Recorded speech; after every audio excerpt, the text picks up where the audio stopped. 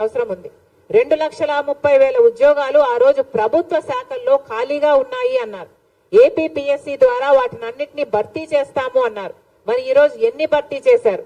ఎన్ని భర్తీ చేయలేదు. కనీసం 10% కూడా భర్తీ చేయలేదు. కనీసం 2% కూడా భర్తీ చేయలేదు.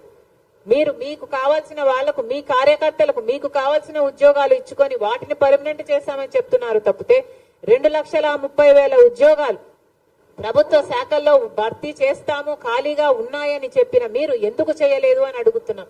కనీసం మీరు చేయకపోగా, బిడ్డలకు సమాధానం ఇవ్వకపోగా ఈరోజు మెగా డిఎస్సీ వేస్తామని చెప్పిన మీరు 2,30,000 ఉద్యోగాలు ఒక పక్క వేయకపోగా ఈరోజు 23,000తో మెగా డిఎస్సీ వేస్తారు అని 5 సంవత్సరాలుగా పిల్లలు ఈ రోజు వరకు ఎదురు చూస్తూనే ఉంటే ప్రభుత్వం ఈ రోజు చేసింది ఏమిటి అంటే ఒక దగా డిఎస్సీ 6,000 ఉద్యోగాలతో ఒక దగా డిఎస్సీ విడుదల చేశారు.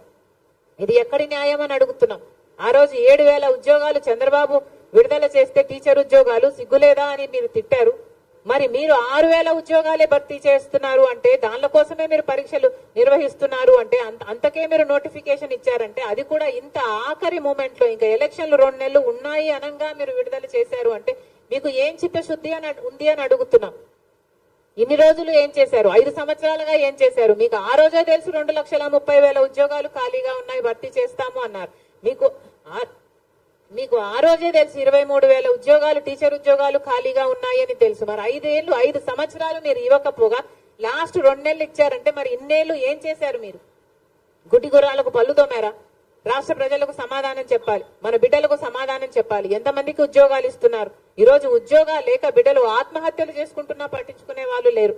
మేము కాంగ్రెస్ పార్టీ దానికి విరుద్ధంగా, మీ చర్యలకు విరుద్ధంగా మేము ధర్నా చేయాలని అనుకుంటే ఏం చేశారు? ఎంతమంది కాంగ్రెస్ పార్టీ నాయకుల్ని ఎంతమంది ఎక్కడికక్కడ హౌస్ అరెస్ట్లు చేశారు.